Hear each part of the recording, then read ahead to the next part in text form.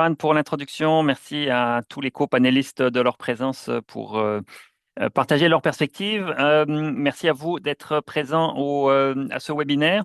Alors, nous parlons du plan de gestion intégré des ressources énergétiques déposé le 30 juin dernier.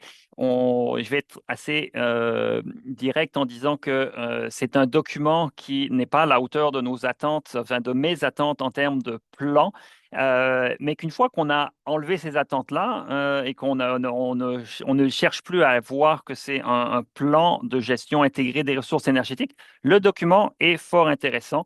Il est bien fait, il nous amène, et comme en fait le document le dit lui-même, il devient une politique énergétique. Donc dans le document, c'est inscrit que le document n'aspire pas, aspire à remplacer la politique énergétique du Québec qui était en place jusqu'alors.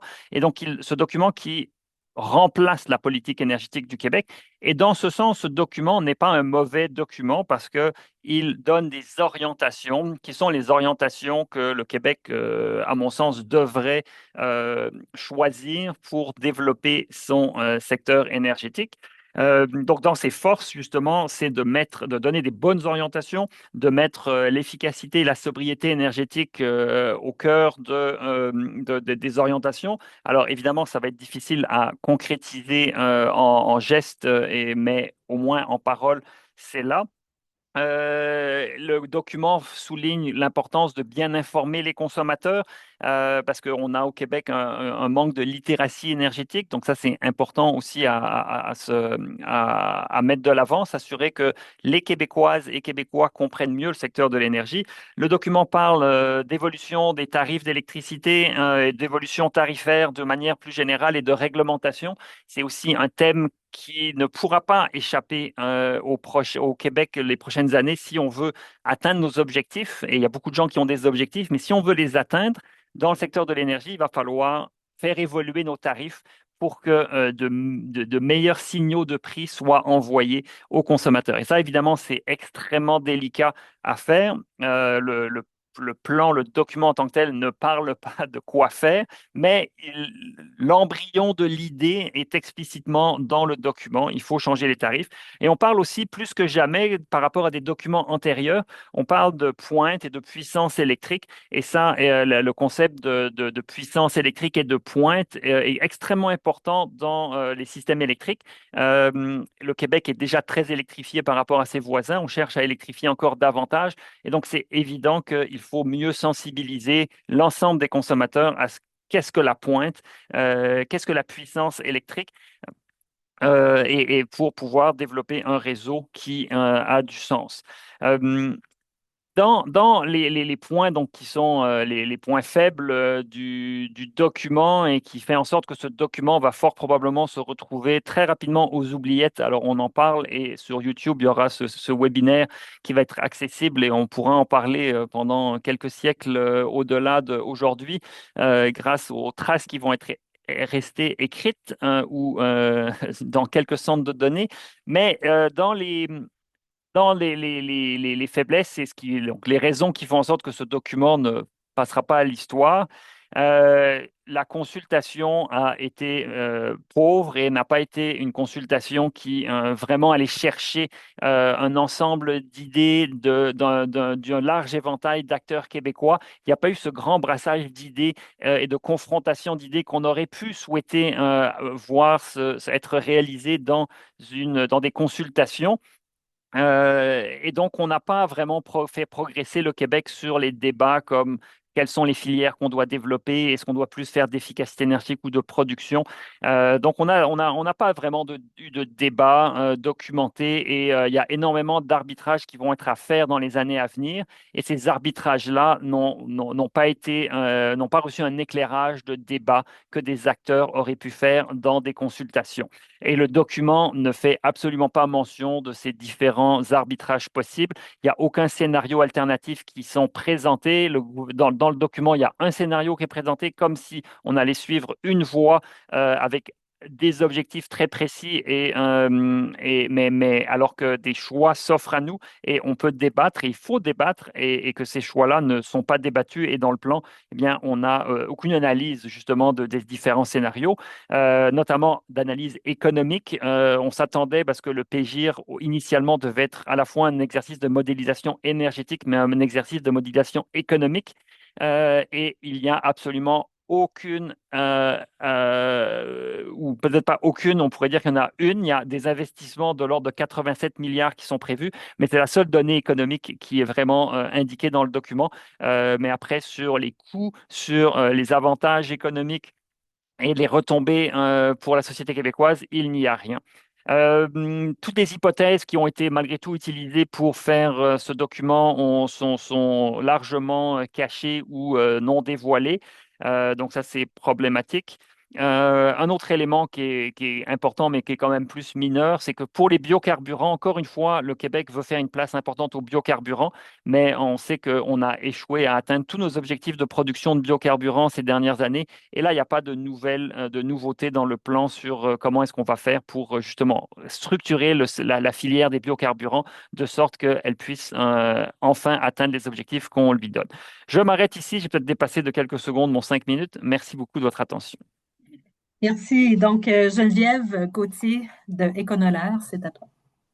Oui, bonjour, puis merci de m'avoir invité là, à pouvoir discuter ou partager les réflexions que j'avais à la lecture de ce document. Ça aurait été tout naturel pour moi là, de parler de l'efficacité énergétique, de la sobriété, de leur place dans le plan. Malheureusement, là, s'il y en a qui ont eu l'occasion là, de le survoler, là, il y a trop peu de détails là, pour que j'ai pu là, analyser le réalisme, la pertinence, des différentes mesures d'efficacité énergétique, combien par secteur, etc. Donc, j'ai plutôt décidé là, d'axer mon analyse et le petit 5 minutes qui est alloué là, sur une autre perspective ou celle qui est, on travaille avec des grands consommateurs industriels là, dans ma pratique de tous les jours. Et puis, on me posé la question, on me la posera peut-être aussi là, parce qu'il est sorti en été, fait qu'il n'y a peut-être pas eu la reconnaissance de vraiment le plan, mais si on a du point de vue d'un consommateur industriel ou qu'on veut investir dans la filière énergétique de manière générale au Québec, quelle filière d'avenir, c'est quoi les attentes concrètes envers les différents secteurs, quels choix énergétiques devront faire les industriels pour se décarboner, pour accroître leur croissance et tout ça. Donc, je l'ai plus axé sur ça, disant, nous recevons le plan de gestion des ressources intégrées du Québec. Bon, je ne l'ai pas dit comme il faut, le PG. Donc, comment ça va évoluer nos différentes pratiques d'affaires dans les prochaines. Donc, si je vais sur, j'ai principalement 3 points, mais avant de parler des principaux points, le document, là, je pense que c'était relevé par Pierre-Olivier, ça le sera par d'autres aussi, je sais, dans les prochaines minutes. C'est un document qui est bien rédigé, qui est facile à lire. Moi, je l'ai pris plus comme en fait, à la lecture, j'ai trouvé que c'est une synthèse qui était cohérente des principaux enjeux là, qu'on entend parler dans les différents webinaires, conférences, etc., mais qu'il n'y avait rien de nouveau là, par rapport à ce qu'on peut entendre là, dans les 15 ou 20 dernières années. Donc, c'est un document qui est intéressant, mais pour ceux qui cherchent de la nouveauté, des nouvelles orientations, là, c'est assez peu à voir de ce côté-là. Je partage l'opinion de Pierre-Olivier là, qui vient de mentionner à l'effet que ça s'apparente davantage à une politique énergétique qu'un plan. Donc, le titre le dit, c'est un plan de gestion intégrée des ressources énergétiques. Lorsque nous, par exemple, dans notre pratique, on fait des plans de décarbonation, des plans de transition énergétique, on doit toujours répondre à le quoi, le qui, le comment, le pourquoi, le combien ça va coûter. Donc, le document, du moins qui est public, là, ne répond pas du tout à ces questions-là. Il y a 3 points essentiels là, du point de vue de la planification et de la gestion du risque au niveau, par exemple, du secteur industriel. Le premier point que je voulais mentionner, c'est d'abord, comme je disais, c'est un document qui est essentiellement consensuel. Donc, il reconnaît dans le plan explicitement le rôle de l'industrie dans la croissance économique du Québec, reconnaît qu'ils doivent se décarboner, reconnaissent qu'il y a des enjeux économiques difficiles, de compétitivité qui sont difficiles. Donc, de ce côté-là, c'est un signal qui est généralement rassurant pour les grands consommateurs d'énergie parce qu'on a un document qui reconnaît leurs principales préoccupations. Par contre, comment le plan va y arriver, comment l'arbitrage va être fait, là, donc comment les plusieurs critères ou objectifs. Il y a plusieurs objectifs, en fait, dans le plan. Quand on regarde le mot d'introduction du ministre, puis l'introduction du plan, puis un peu plus tard, qu'est-ce que le plan cherche de faire. Il n'y a pas toujours une cohérence parfaite. Il y a beaucoup d'objectifs. Là, on parle de sécurité énergétique, de décarbonation, de développement économique, de résilience, etc. Donc, c'est comment tous ces objectifs-là s'arriment ensemble. Ce n'est pas très clair dans le plan. En fait, c'est pas du tout clair. Puis, comme je mentionnais, ça ressemble plutôt à une volonté de rassembler là, les différents éléments consensuels qu'on entend dans le secteur plutôt que de faire des choix qui pourraient être difficiles, mais des choix nécessaires pour une nation qui est quand même pas si grande que ça.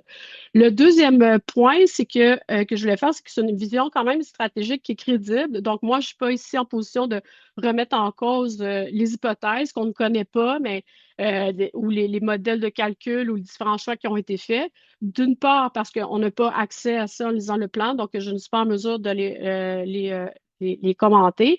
Donc, je vais prendre pour acquis que les scénarisations, les modélisations, elles sont crédibles. Ce qui manque, c'est vraiment la partie qui permet de déguiser, en fait, d'éclairer, je dirais, les choix qu'on devra faire là, au niveau si on est consommateur d'énergie, si on veut se lancer en affaires, etc. Donc, il y a plusieurs éléments généralement attendus dans un véritable exercice de planification qui n'y sont pas. Donc, on va parler de quelles filières sont priorisées. Donc, comme le disait Pierre-Olivier, beaucoup d'importance qui est donnée sur la filière des bioénergies en général. Je n'ai pas le nombre exact, mais quand j'ai lu le plan, à chaque fois qu'on nommait une filière, je le notais. Je pense que je suis arrivée à 15 ou 16 différentes filières de bioénergie. Donc, laquelle va avoir une place prépondérante, lesquelles vont être favorisées par de la réglementation, d'investissement, etc. C'est pas du tout mentionné. Comment les investissements vont être séquencés? Ça va être quoi les critères d'allocation de l'énergie disponible? Parce qu'on parle de rationalité. Quel acteur va être responsable de quoi?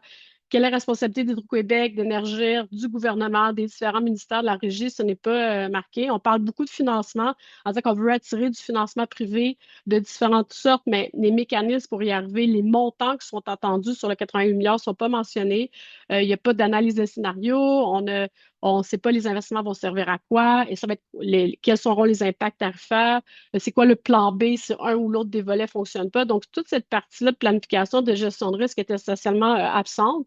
Donc, c'est des éléments qui sont plus importants que les cibles quand on cherche à planifier, à gérer nos risques et ils ne sont pas là.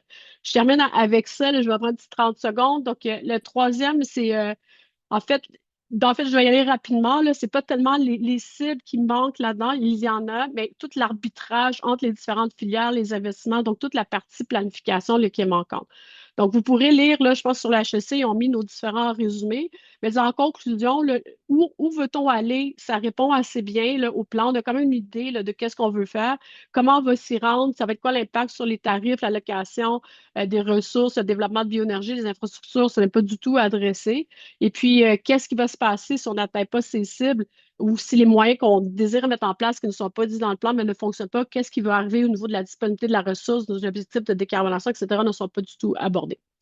Donc, je vais arrêter là et passer la parole au prochain. Merci.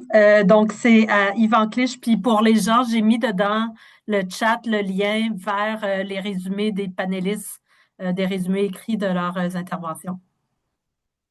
Yvan? Alors, bonjour tout le monde. Merci, Joanne. Merci à tous les participants. Alors, comme on le sait, le Québec s'est doté de son tout premier plan de gestion intégrée des ressources énergétiques, le PGIR. Il faut saluer cet exercice qui permet enfin de dépasser une vision centrée uniquement sur l'électricité pour considérer l'ensemble des filières énergétiques et leur interaction, tant à l'échelle provinciale que locale. Je souligne également que la version finale, comme ça a été mentionné, est plus accessible que la version préliminaire. Le document est plus fluide, les messages sont plus clairs. J'aurais toutefois souhaité que les scénarios soient conservés en annexe car ils permettraient de mieux comprendre les hypothèses, les choix retenus et les incertitudes. Le PGIR accorde davantage de place à la sécurité énergétique et à la résilience que dans la première mouture. Il reconnaît que la transition énergétique ne pourra réussir sans dialogue avec les communautés et sans acceptabilité sociale. Un projet, comme on le sait, ne devient pas acceptable simplement parce qu'il est décarboné. Enfin, le document ouvre une réflexion intéressante sur les tarifs d'électricité, notamment sur une tarification davantage liée au moment de la consommation et aux enjeux de puissance. Cela dit, des angles morts demeurent. Le premier concerne la sécurité énergétique et la résilience. Le PGIR en parle, mais ne propose pas d'indicateurs pour en mesurer l'évolution. À titre de comparaison, la programmation pluriannuelle de l'énergie en France traite explicitement de la sécurité d'approvisionnement pour chacune des grandes filières énergétiques, du nucléaire, électricité, biocarburants, biomasse, etc. De même, le New York State Energy Plan présente des indicateurs précis de fiabilité et de résilience. Le Québec gagnerait à adopter une approche semblable. Autre angle mort, l'avenir des infrastructures pétrolières. Si la consommation de produits pétroliers diminue fortement, comme on le souhaite, quel sera l'avenir de nos raffineries et de notre réseau de distribution de stations d'essence? Les carburants demeureront présents pendant plusieurs décennies. Il serait paradoxal de renforcer notre souveraineté électrique, mais en nous affaiblissant du côté de la sécurité d'approvisionnement en essence, en diesel et en carburant d'aviation. Il y a aussi la dépendance envers la Chine pour les panneaux solaires, les batteries et plusieurs minéraux critiques. L'Agence internationale de l'énergie rappelle que la concentration actuelle de ces chaînes d'approvisionnement est sans précédent. Le PGIR demeure pratiquement silencieux sur le rôle que le Québec pourrait jouer afin de réduire cette dépendance stratégique pour lui-même et ses alliés.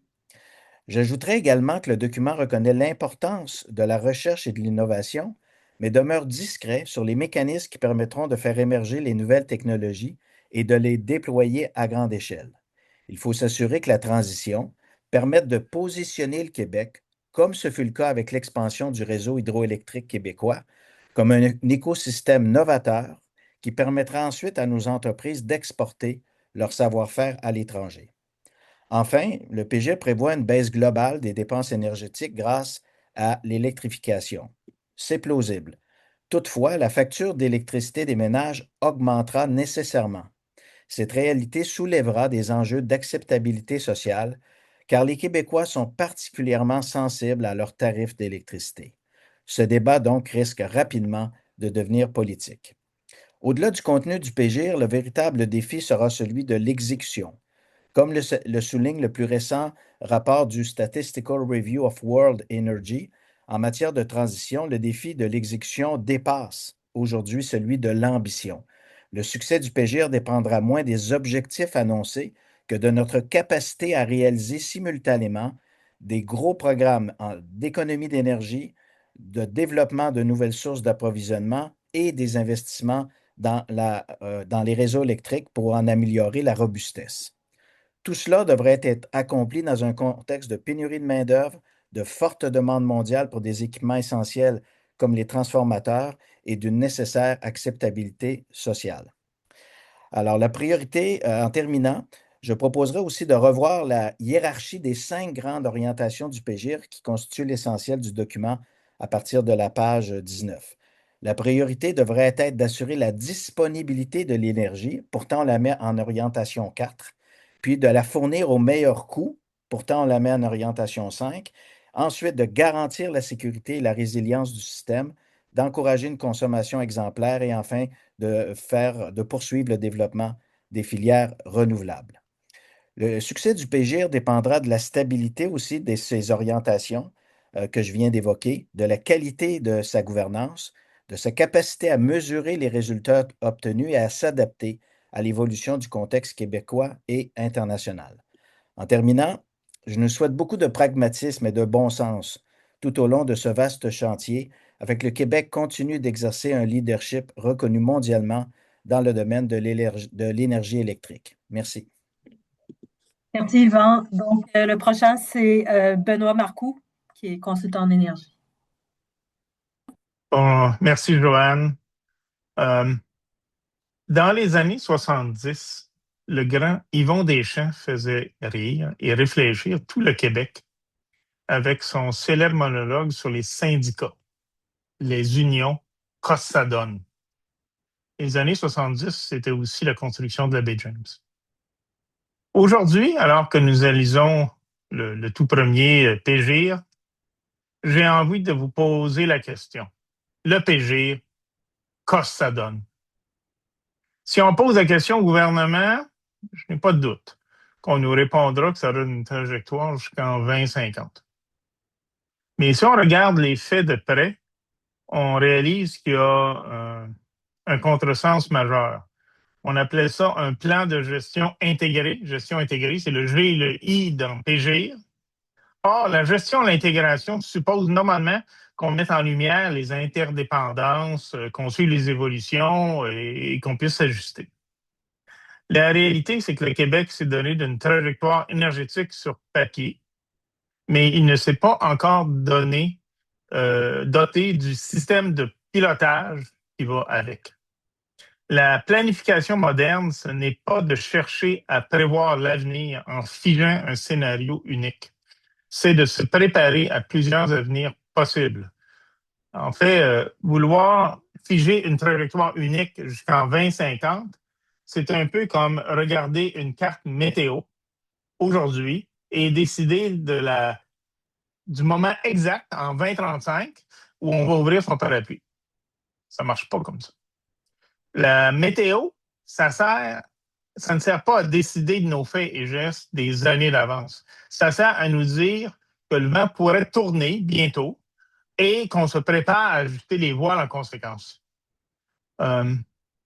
Pour arriver à ça, je vois deux piliers pour bâtir cette stratégie. D'abord, un pilier physique d'infrastructure à faible regret, c'est-à-dire qu'on puisse investir massivement et rapidement dans ce qui nous donne de l'optionnalité pour être capable de s'adapter. Donc, on parle d'efficacité énergétique, des interconnexions de transport, les ressources modulaires comme le solaire, les batteries, à un certain point l'éolien, qui se déploient plus vite et s'ajustent en temps réel. Ce sont des infrastructures essentielles pour être capable de s'ajuster. Ensuite, nous devons cesser de confondre le réalisme de marché avec des paris spéculatifs, comme c'est bien. C'est pas pendant que le plan met sur des cibles précises d'hydrogène pour le transport lourd ou pour le captage de carbone, des filières très incertaines et complexes, le marché mondial, lui, a déjà basculé vers l'électrification directe et les batteries. Tout cela nous amène à la vérité tarifaire. On nous promet le maintien des bas tarifs d'électricité, mais en fait, avec le coût marginal des nouveaux approvisionnements qui sont quelque part entre 9 et 14 sous le kilowattheure pour remplacer ou s'ajouter à un bloc patrimonial qui est un peu plus de 3 sous par kilowattheure, ça va être difficile. Alors, le PGIR, qu'est-ce que ça donne? Pour l'instant, ça donne une boussole nécessaire, mais une boussole qui cherche encore son or. Pour le trouver, nous devons redonner à l'État sa capacité autonome de modélisation et d'arbitrage.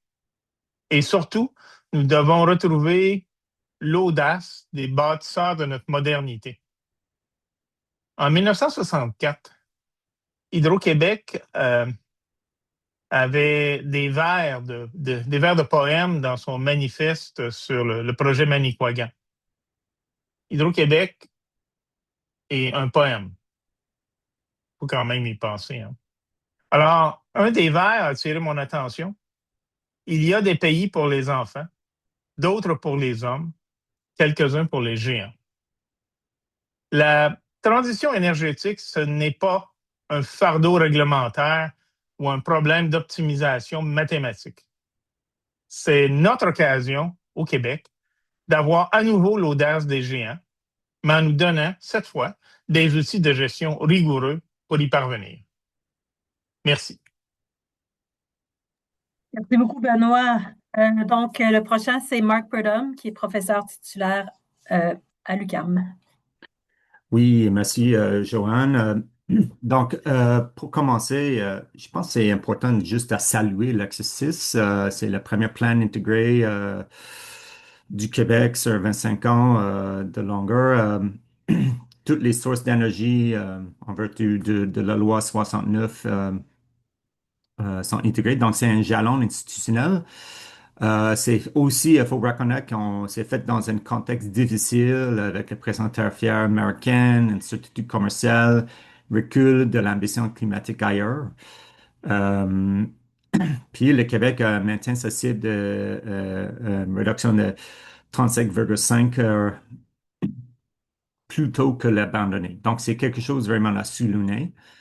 Euh, Puis, dans ma lecture du PGR final, il y avait deux avancées par rapport au rapport préliminaire.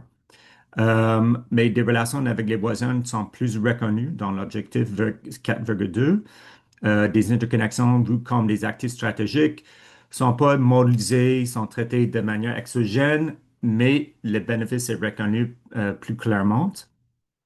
Le lien avec le marché du carbone, le Californie et bientôt l'État de Washington euh, sont encore pas modélisés et peut-être moins prononcés dans le rapport final encore.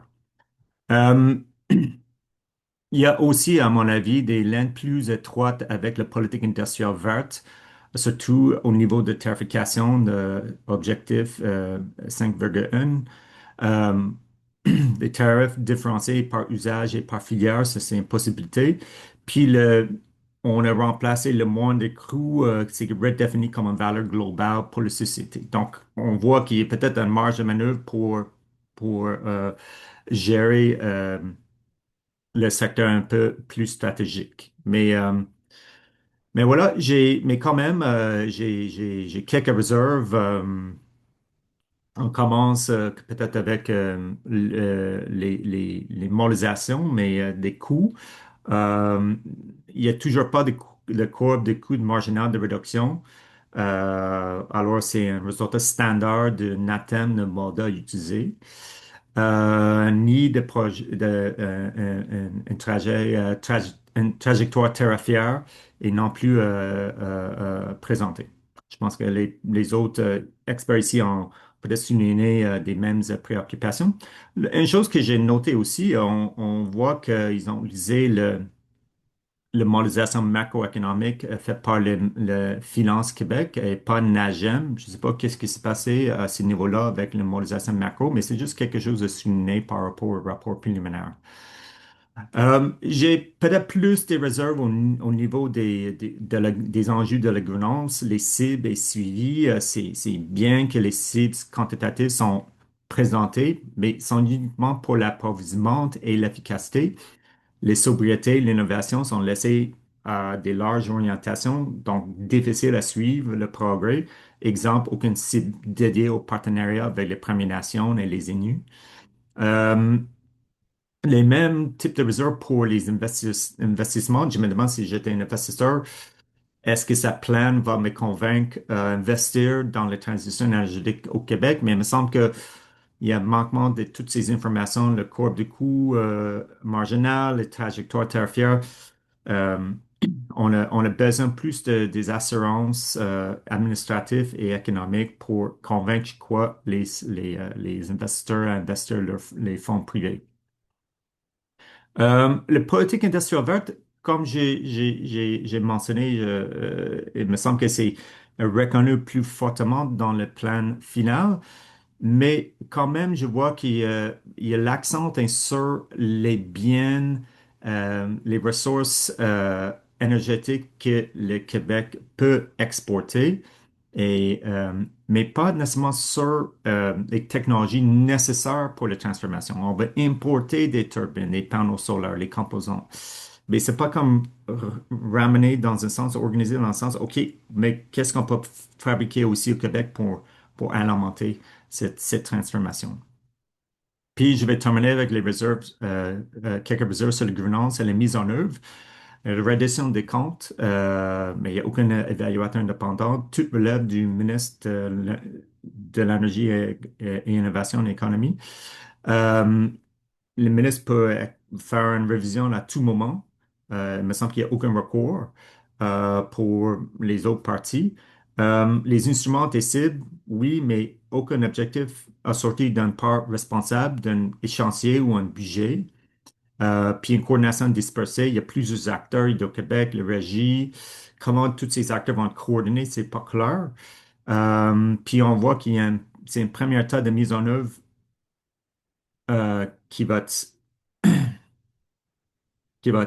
opérationnalisé, de mettre à jour le PGIR, mais ça va être après des autres plans importants comme Hydro-Québec, la politique des transports. Donc voilà, il y a une coordination au niveau des acteurs et au niveau des autres actions de planification qui existent. Mais voilà mes contributions à la discussion. Merci. Merci, Marc. Donc, pour conclure tout ça, on va avoir Normand Mousseau, qui est professeur de physique à l'Université de Montréal et directeur scientifique de l'Institut Énergie Trottier. Merci à vous et merci aussi à la chaire de gestion de l'énergie de HEC, en particulier Jean Whitmore, qui a organisé cet événement-là. J'ai beaucoup appris aussi de la discussion avec mes collègues. Donc, je dirais d'abord, sur ce plan-là, ce sont vraiment les premiers efforts, je dirais, depuis 2016 pour revoir la politique énergétique du Québec, si on le sait. Quand on parle, c'est le premier plan intégré. En fait, la politique énergétique du Québec de 2016 intégrait quand même l'ensemble des secteurs de production énergétique. Là, c'était pas simplement l'électricité, mais il n'y avait pas d'effort de modélisation comparable à ce qu'on a vu aujourd'hui. Par contre, donc c'est un processus de conciliation intéressant, mais plus étroit que, par exemple, celui que j'avais dirigé en 2013-2014, la Commission sur les enjeux énergétiques du Québec. On a fait le tour du Québec. Donc, on est resté probablement beaucoup plus près des gens directement autour du secteur de l'énergie.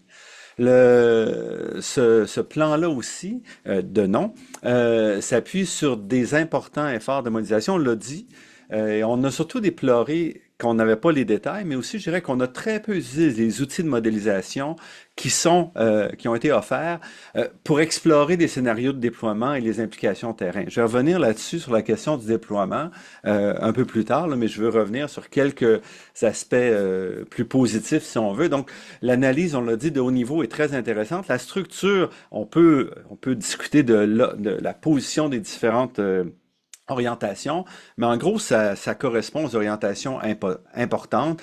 La vision, les principes énoncés très tôt dans le document sont forts aussi, levier de création de richesse durable, approche pragmatique et prudente, allocation optimale des ressources. Malheureusement, tous ces principes-là, ces visions se déclinent pas vraiment dans le reste du document.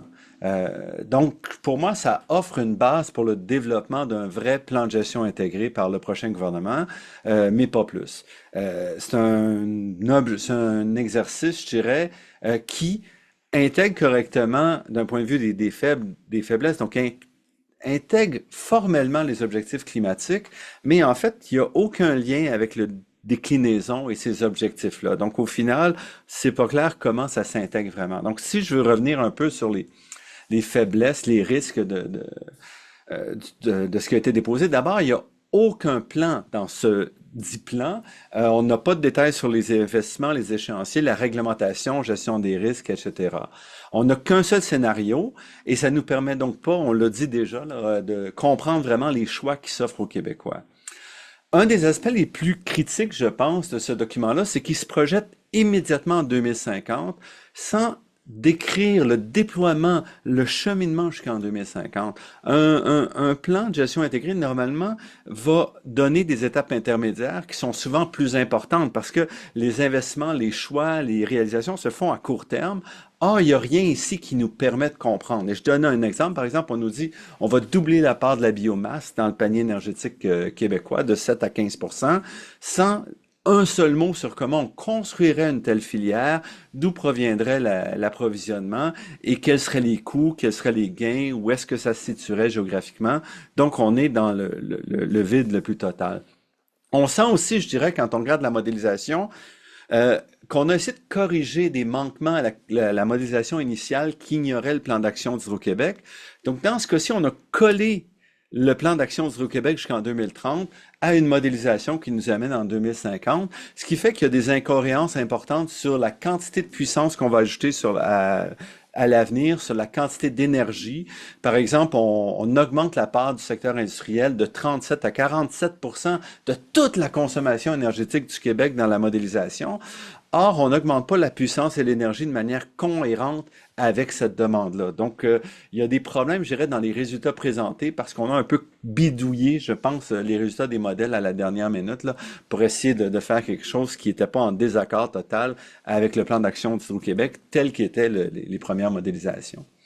Je dirais aussi, le document revient sur l'importance de sauver, je dirais, le soldat Énergir. Donc, on veut maintenir le gaz naturel, préserver ces infrastructures-là, sans discuter de la contradiction que ça va avec l'objectif de carboneutralité qui est présent, ni discuter aussi de la nouvelle couche d'interfinancement qu'on crée, c'est-à-dire qu'on va maintenant faire que les utilisateurs d'électricité vont financer payer directement ou indirectement Énergir pour maintenir son infrastructure.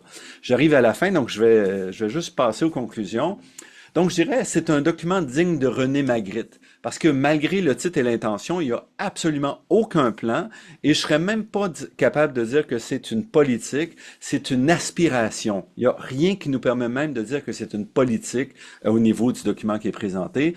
On a déjà déposé des règlements en révision des véhicules zéro émission, de biogaz qui sont à l'encontre de ce qu'on vient de déposer dans ce PGIR-là. Donc, la cohérence du gouvernement par rapport à ce qui a été déposé il y a quelques semaines est déjà brisée.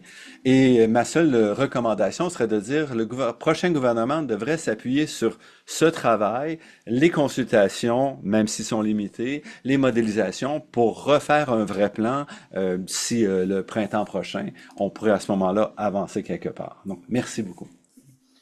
Merci, Normand. Donc, il y a en fait plusieurs questions. Il y en a 16. Je ne sais pas si on va pouvoir y arriver, mais bon, chers panélistes, si vous pouvez, je vous invite à vous limiter votre réponse à 1 minute ou moins.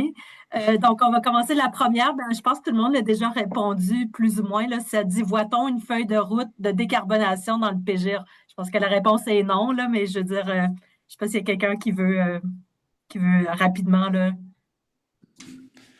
Vas-y, Un Normand, je pense que découplage, tu es en on a train de le dire de toute découplé, façon. on découple encore une fois toutes nos politiques. Donc, même si la loi exige que ce plan-là intègre les politiques climatiques, ça n'a pas été fait.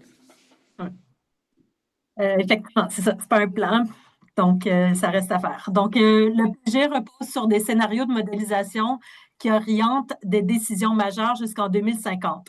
Quelle portion des données, hypothèses ou méthodologies et les résultats de modélisation devraient être rendus publics afin de permettre une validation indépendante et renforcer la confiance du public? Excellente question. Est-ce qu'il y a quelqu'un qui veut prendre ça? Moi, oui, Olivier? Ah, je crois que ouais. c'est bon. Oui, vas-y, Marc. Non, j'ai quelque chose que je constate depuis ma première lecture de rapport préliminaire que je m'attendais d'avoir accès aux résultats de NAGEM et NATEM, des deux modèles optimisation et macroéconomique de SMIA, où sont les détails et on croit, on connaît, je pense qu'on connaît ces genres de modèles, mais il y a beaucoup plus de détails qui sortent de cette systématisation qui doit exister quelque part. Puis on devrait avoir accès de faire une analyse indépendante de qu'est-ce qu'on trouve dans ces données-là. Je pense que Je c'est dirais, on a un les outils, on a développé à l'Institut Trottier un outil web qui intègre les données d'ASMIA sans problème. On l'a déjà fait, donc on nous envoie les fichiers, on pourrait le faire très rapidement et gratuitement. Donc, c'est pas une excuse. Pour ceux qui veulent savoir, je pense que c'est en annexe 2 du PGIR, il y a 1 page et demie avec quelques points, surtout qualitatifs, pour résumer les hypothèses et les données. À mon avis, c'est vraiment pas suffisant si ce qu'on veut, c'est avoir une acceptabilité sociale, puis s'entendre sur les prémices qui nous donnent, en fait, confiance vers où on s'en va d'ici 2050. C'est quand même assez loin. Donc, c'est important de comprendre c'est quoi les coûts qu'on a prévus ou des trucs. On sait que ça va changer avec le temps, mais au moins être transparent par rapport à ça. Je pense qu'1 page et demie, c'est un peu pas assez, là. Donc, prochaine question. Plusieurs acteurs publics, privés et municipaux produisent des données énergétiques. Selon vous, le Québec devrait-il se doter d'une gouvernance intégrée de données énergétiques avec des standards communs de qualité, de partage et d'accès afin d'améliorer la planification énergétique collective? Oui! T'as dit quelqu'un d'autre? Allez-y. Olivier, peut-être? Puis après, Benoît? Ben, évidemment, je pense que c'est ce qu'il faut faire. Il faut pouvoir harmoniser nos plans, avoir plus de cohérence dans nos actions. Donc, c'est certain qu'il faut avoir une gouvernance plus solide et plus indépendante de la classe politique et du gouvernement. Évidemment, le gouvernement devrait donner des balises, mais une fois qu'on a les balises, il faut qu'il y ait une planification, une gouvernance qui soit indépendante d'influence politique pour nous donner des directions claires et stables et mener les débats et faire les arbitrages de manière explicite, justement pour ne plus avoir à se poser la question quelles sont les données, quelles sont les hypothèses. Benoît? Bon, ben, simplement, on ne peut gérer que ce qu'on peut mesurer. Et pour mesurer, ben, ça prend des données. Alors, Christophe, la réponse à ta question, c'est oui. Yvan? Oui, c'est simplement dire que quand on parle de littératie énergétique, c'est clair aussi que ça passe justement par la première, le premier élément, le premier jalon, c'est d'accéder à des données. Donc, je pense que si du côté des différents acteurs, Hydro-Québec, le gouvernement, on est vraiment désireux de promouvoir la littératie énergétique, le premier geste à poser, c'est justement de donner accès à davantage de données. Donc, merci. On passe à la prochaine question. À votre avis, avec un changement possible de gouvernement à la suite de la prochaine élection à l'automne, comment voyez-vous l'avenir du PGIR? Peut-être Geneviève, ça te tente-tu? Oui, j'ai levé la main. Ben, en réalité, comme Facile. l'analyse que j'en ai faite, qu'ils ont fait, il y a quand même des éléments qui sont non surprenants ou assez cohérents ou consensuels déjà, là. Donc, j'espérais que peu importe quel gouvernement sera élu à l'automne, qui bâtisse sur le travail là, quand même colossal qui a été fait de modélisation. Et d'une part, là, qui assure plus de visibilité, de transparence sur les données pour qu'on soit à même d'évaluer la crédibilité des trajectoires, d'évaluer les différentes trajectoires, mais aussi de voir les hypothèses sur l'augmentation des coûts, les bioénergies, donc les différentes hypothèses qu'on soit à même de faire quelque chose, donc de valoriser ça. Et puis, je pense que c'est Normand qui disait là, de se doter d'un véritable plan là, qui serait basé sur ces objectifs de modélisation-là l'année prochaine.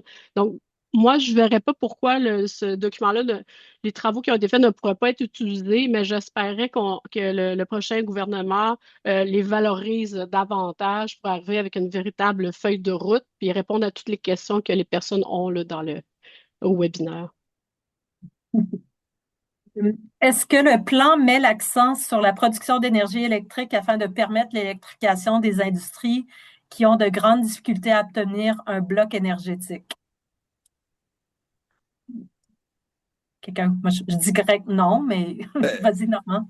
Non, en fait, la production électrique telle que je comprends dans la modélisation, c'est essentiellement la transformation de la demande actuelle.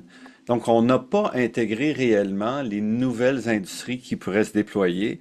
Donc, on reste vraiment dans une approche très euh, qui est pas prospective réellement, donc qui est pas un plan. Je l'ai dit, puis les autres aussi l'ont dit. Donc, c'est ça qui manque.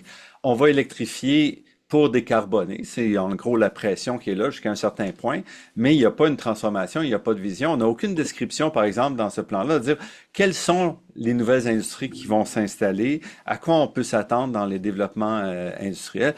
Et au contraire, donc, puisque cette discussion-là n'est pas faite dans le plan, ben, on risque de voir, comme on a vu ces dernières années, les nouveaux blocs aller à des nouveaux investisseurs et les entreprises établies, les citoyens, les autres consommateurs qui veulent aller vers l'électricité, se faire dire non en répétition, faute d'une capacité déployée.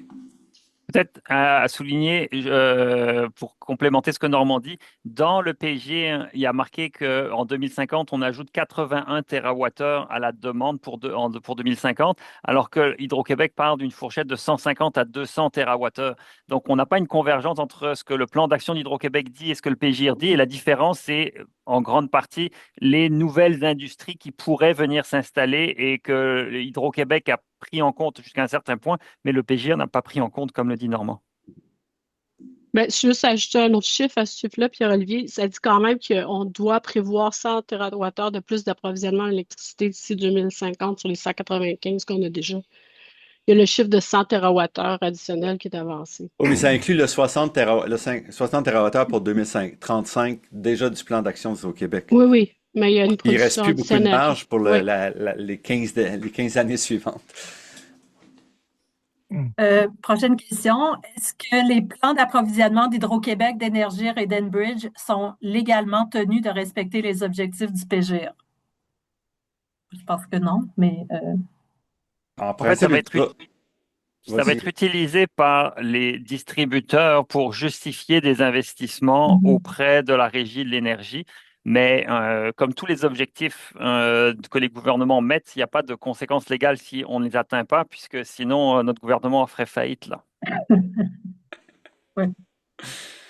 PGR mentionne, est-ce qu'il y a quelqu'un d'autre qui voulait mentionner quelque chose? Non? OK. Le PGR mentionne ceci. Les énergies renouvelables sont moins coûteuses que les énergies fossiles pour de nombreux usages.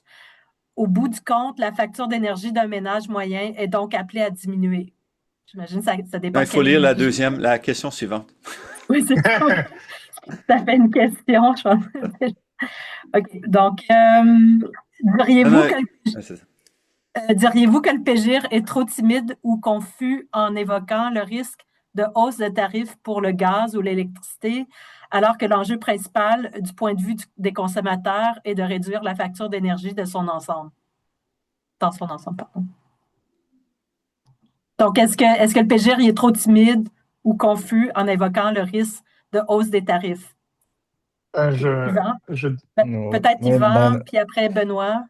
non, ben, OK. je vais y aller rapidement. Je l'ai évoqué dans ma Oui, c'est ça. présentation. Euh, c'est la prétention du PGIR, oui, parce que l'efficacité est plus efficace que la combustion fossile.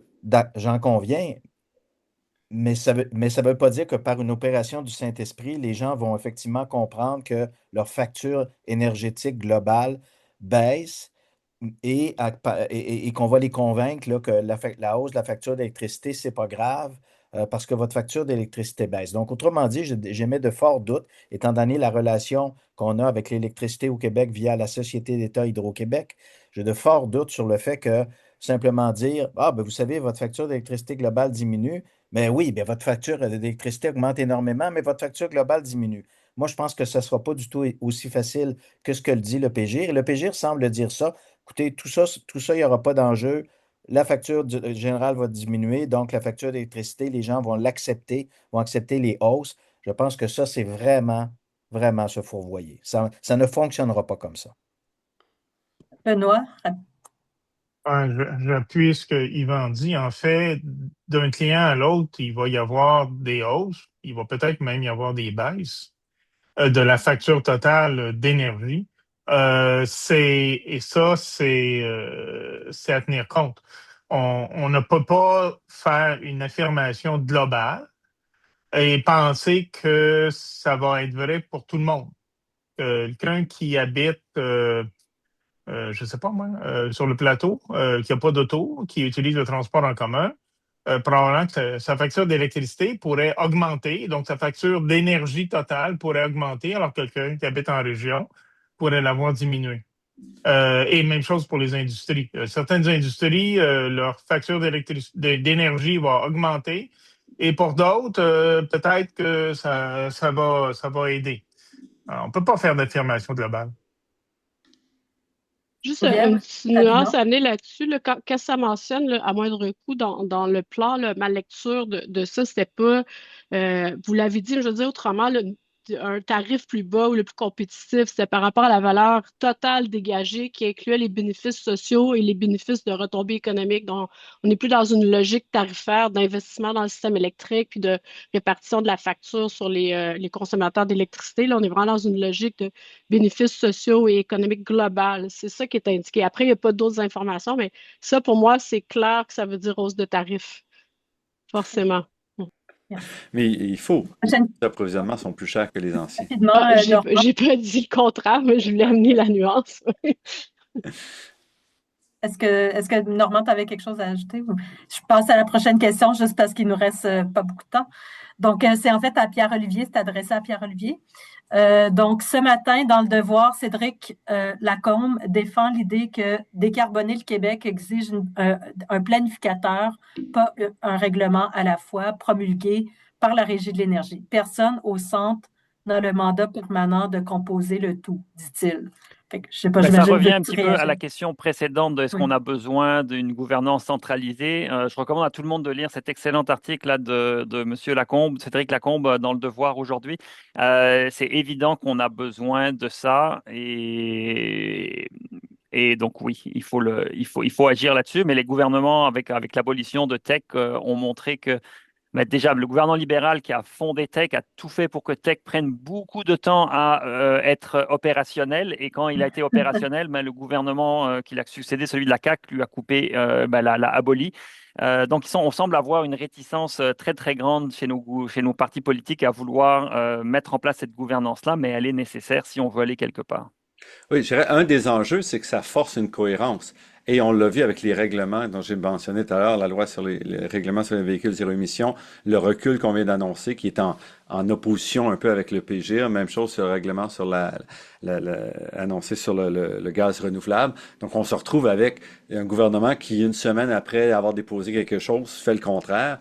Donc, c'est difficile pour un gouvernement comme ça d'accepter une gouvernance un peu plus indépendante qui, elle, est plus forcée à la cohérence. Benoît, t'as la main levée, mais je sais pas si c'était Oui. juste une vieille main. En fait, au-delà du moindre coût, ce que je trouve déplorable, non pas seulement dans le cas du PGR, mais dans l'ensemble de la gestion du dossier énergétique au Québec, c'est qu'on ne voit pas ça comme une opportunité que je qualifierais de générationnelle. Le Québec est dans une position exceptionnelle pour un futur électrifié. Et je pense qu'il n'y a pas de doute là, que le futur énergétique, il est largement électrifié. On est dans une position unique. Il n'y a personne d'autre sur la planète qui pourrait faire mieux que nous avec nos grands réservoirs. C'est exceptionnel. Alors, du moins pour une région nordique avec des hivers. Pourquoi est-ce qu'on ne construit pas sur cette opportunité-là? Pourquoi est-ce qu'on ne veut pas voir ça comme une opportunité? Ça me dépasse un peu. J'avoue que dans les prochaines élections, j'aimerais bien un parti politique reprenne ça, qu'on revienne à René Lévesque et Lesage, ou voire même à Bourassa là, des années 70, où on voyait grand, on voulait construire. Ça va être différent maintenant, j'ai pas de doute. On va parler plus d'efficacité énergétique, par exemple, qu'on en parlait à l'époque, mais on voyait grand, on faisait grand, et ce serait l'opportunité pour nous là, de saisir cette transition énergétique-là qui a lieu. Là. On ne va pas se le cacher. Marc, tu semblais. Il reste, juste pour vous dire, 4 minutes, on a 12 questions, donc Oui, je vais je pense rapido. pas qu'on va toutes les répondre, là. Je vais rapido. Peut-être pour les questions sur sur l'article dans Le Devoir ce matin, je pense que c'est vraiment important de comprendre que la planification est un exercice complètement indépendant que l'exécution, la mise en œuvre et d'avoir l'autorité de mettre en œuvre un plan. Ce sont vraiment deux actions distinctes dans la gouvernance. Euh, Puis, Benoît, je pense aussi peut-être vos commentaires me rappellent que oui, je pense que la chose est, est-ce qu'on peut ancrer cette plan PIGIR dans une politique industrielle verte du Québec? Puis voilà, une transformation un peu plus poussée. Voilà. Normand, tu voulais Moi, je veux ajouter juste quelque chose? revenir sur le retour et la grandiosité ou la grandeur du Québec, là. On fait du surplace depuis 40 ans en termes de demande énergétique, de demande électrique, de transformation, de modernisation. Donc, on n'est plus à la fine pointe. La transformation dont on parle aujourd'hui, c'est pas de construire des nouveaux ouvrages hydroélectriques, c'est de utiliser et d'électrifier la demande dans des nouveaux services. Et là, le Québec est pas en avance. On est en retard sur beaucoup de pays, que ce soit en Europe où on a fait déjà des transformations plus grandes, où on le fait en Asie du Sud-Est aussi. Donc, il faut arrêter de se compter des histoires, là. On est en avance parce qu'on est assis sur beaucoup d'hydroélectricité, mais en termes d'utilisation intelligente de l'énergie, on n'est pas là. Puis en termes de maîtrise des technologies modernes, on n'est pas là. Donc c'est là que ça doit se penser, pas en tirant d'autres lignes 750 kV. falloir en tirer une coupe, mais ça va. Je vais essayer de prendre des questions plus courtes, comme ça on va pouvoir, avec les quelques minutes. Il y a quelqu'un qui demande, en 2022, je crois, le gouvernement a produit une stratégie de l'hydrogène des bioénergies. Le PGR semble dire peu de choses sur l'hydrogène. Que pensez-vous de cette filière? Moi, Je je pense que dirais envoyer votre adresse courriel à Joanne, puis elle vous fera part par courriel de toutes ces analyses et vous aurez une réponse. Mais je pense que le Ah, PGIR aussi, est aussi. justement retombé sur Terre et a vu que l'hydrogène serait de façon un peu inévitable, très limité dans sa contribution à la transition. Alors, devant le constat inévitable, ça a été mis un peu de côté parce qu'il n'y a pas grand-chose à faire à part dans des petites niches. Mais on continue de rêver sur la bioénergie, là, en pensant qu'on peut doubler la part de la bioénergie avec des énergies de deuxième, troisième génération. C'est complètement farfelu. Voilà, je suis moins d'accord avec ce que Normand dit, mais dans la minute qui nous reste, on n'aura pas le temps de faire le débat. Que les enjeux sociaux liés à la consommation d'énergie, notamment la précarité énergétique, sont pris en compte dans le plan.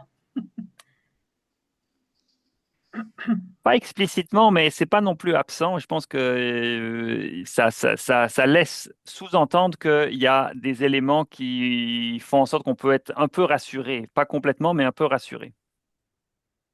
Ben, Pour Normand, excuse, Ah oui, vas-y, non. je suis désolée, vas-y.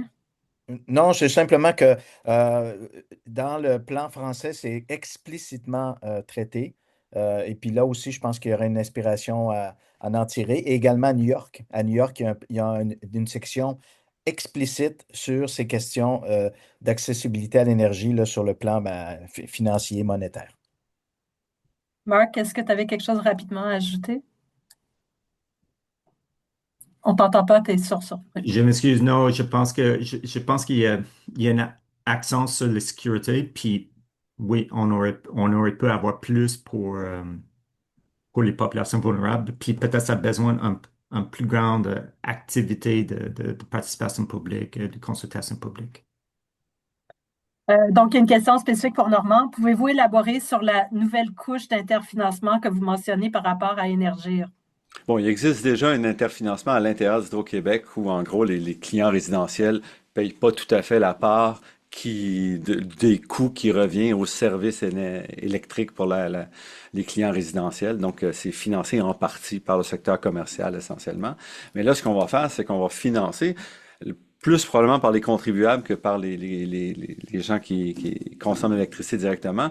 On va donner des subventions à Énergir pour maintenir un réseau malgré le fait qu'il ne soit pas viable pour essayer de protéger donc l'accès au gaz naturel dans le secteur résidentiel.